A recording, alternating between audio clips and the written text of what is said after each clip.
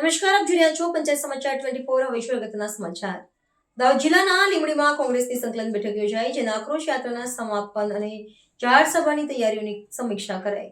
લીંબડી ખાતે આવેલી બ્રાઇટ વિદ્યાલયમાં કોંગ્રેસ પક્ષ દ્વારા આયોજિત જન આક્રોશ યાત્રા અને આગામી જાહેર સભાના સફળ સંચાલન અર્થે એક મહત્વપૂર્ણ સંકલન બેઠક યોજાઈ હતી।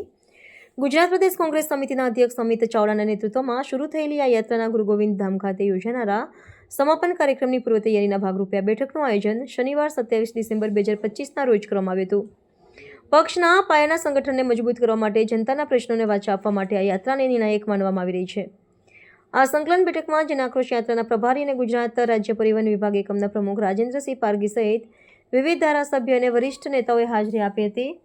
લુણાવાડા ધારાસભ્ય ગુલાબસિંહ ચૌહાણ અને લુણાવાડાના ધારાસભ્ય ગુલાબસિંહ ચૌહાણ અને દાતાના ધારાસભ્ય કાંતિભાઈ ખરાડી સહિતના અગ્રણીઓએ કાર્યકર્તાઓને સંબોધતા યાત્રાના ઉદ્દેશ્યો અને જાહેર સભાના સુચારુ આયોજન અંગે વિસ્તૃત માર્ગદર્શન પૂરું પાડ્યું હતું।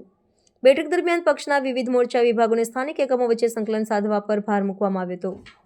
આ બેઠકમાં દાહોદ જિલ્લાના પૂર્વ સાંસદો, પૂર્વ ધારાસભ્યો અને નગરપાલિકા તેમજ પંચાયતના ચૂંટાયેલા પ્રતિનિધિઓ મોટી સંખ્યામાં ઉપસ્થિત રહ્યા હતા। કાર્યકર્તાઓમાં ઉત્સાહ પૂરતા નેતાઓએ જણાવ્યું હતું કે આ યાત્રા પરિવર્તનનો શંખનાદ છે અને તે જનતાના રોષને સરકાર સુધી પહોંચાડવાનું માધ્યમ બનશે। બૂથ સ્તરના પ્રમુખોથી લઈને ગ્રામ્ય સમિતિના સભ્યો સુધીના તમામ પદાધિકારીઓને આગામી જાહેર સભાને ઐતિહાસિક બનાવવા માટે જવાબદારીઓ સોંપવામાં આવી હતી।